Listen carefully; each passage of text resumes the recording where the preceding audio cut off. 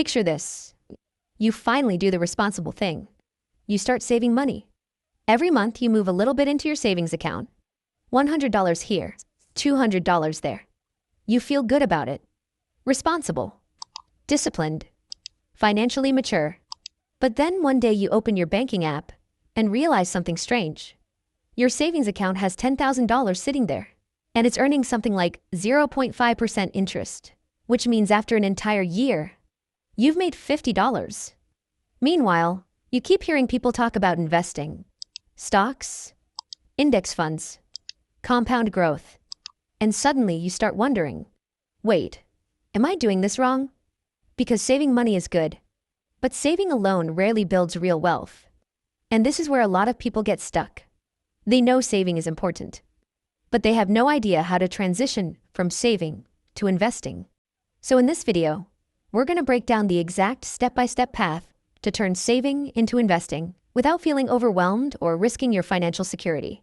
My name is Jack. If you're someone who has money sitting in savings but isn't sure how to start investing it, make sure to hit the subscribe button and give this video a thumbs up. Let's start with something that might sound controversial. Saving money alone will almost never make you wealthy. Look, saving is important, but it's not the final goal. It's just the first stage. Because here's the thing. Savings protect your money. Investments grow your money. And those are two very different jobs. Let's look at the math for a second. Imagine you save $10,000 in a typical savings account, earning 1% interest. After 1 year, you have $10,100. Not bad. But now let's compare that with investing. Historically, the S&P 500 stock market has returned about 10% per year on average over long periods. If that same $10,000 earned 10% annually, after 1 year you'd have $11,000. Now that difference might not seem huge at first. But here's what most people don't realize. The real magic is compounding over time. After 20 years, savings at 1% equals about $12,200. Investing at 10% equals about $67,000. Same starting money, completely different outcome. And this is where it gets really interesting. The biggest wealth gap isn't usually between people who save and people who spend. It's between people who save and people who invest. But here's the problem. Most people never make that transition. And the reason isn't math. It's psychology. Saving feels safe. Investing feels risky. When your money sits in a savings account, you can see it. It doesn't fluctuate. It doesn't drop 5% in a random Tuesday afternoon. But investments? They move. Sometimes up, sometimes down. And that emotional volatility scares people away. Now you might be thinking, okay, Jack, but I don't want to lose my savings. Totally fair.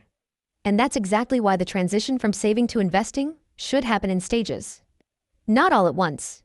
Let's walk through the step-by-step path. Step 1. Build a real emergency fund.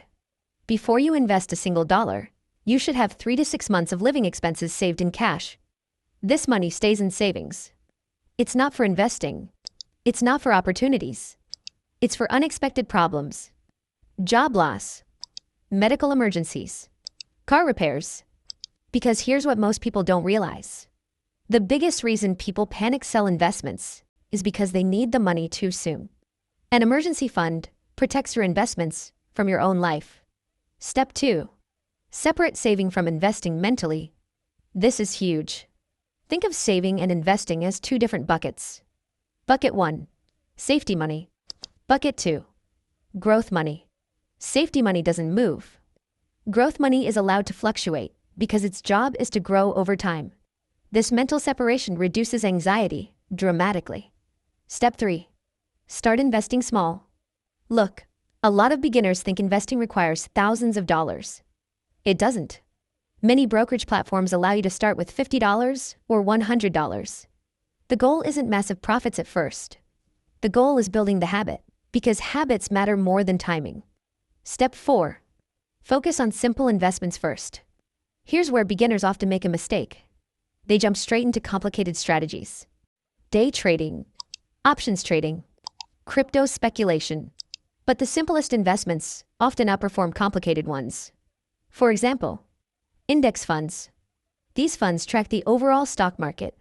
Instead of trying to pick winning companies, you're investing in hundreds of companies at once. Diversification. Lower risk. Long-term growth. It's simple, and it works. In fact, legendary investor Warren Buffett has repeatedly recommended low-cost index funds for most investors. Now here's what most people don't realize. The most powerful investing strategy is actually pretty boring. It's called consistent investing. Let's look at a quick example. Imagine you invest $300 per month into the stock market. If the market averages 8% per year, after 25 years, you'd have roughly $285,000. But here's the crazy part. You only contributed $90,000. The rest, almost $195,000, comes from investment growth. That's compounding working in your favor. But psychology still matters here. Because investing feels uncomfortable at first. Markets go down. News headlines get dramatic. People panic. And this is where discipline separates investors from gamblers. Let me give you a quick analogy. Saving money is like storing seeds in a jar. You're protecting them, but nothing grows. Investing is like planting those seeds in soil. At first, it looks messy. You don't see results immediately. But over time, things grow. And eventually, you have something far bigger than the original seeds. Now you might be thinking, okay, but what if I start investing and the market crashes? Great question. Because market crashes are normal. They've happened dozens of times in history. But here's the key insight. Long-term investors actually benefit from downturns.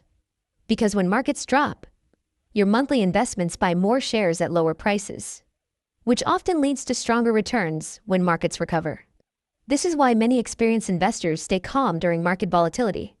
They're thinking in decades, not days. So let's summarize the step-by-step path. First, build a 3 to 6 month emergency fund. Second, separate your money into safety money and growth money. Third, start investing small amounts consistently. Fourth, focus on simple long-term investments like index funds. And fifth, stay disciplined and give compounding time to work. Because here's the truth most people eventually learn. Saving money gives you stability, but investing gives you freedom. The earlier you combine both, the more powerful your financial future becomes. If this video helped you understand the path from saving to investing, make sure to hit subscribe.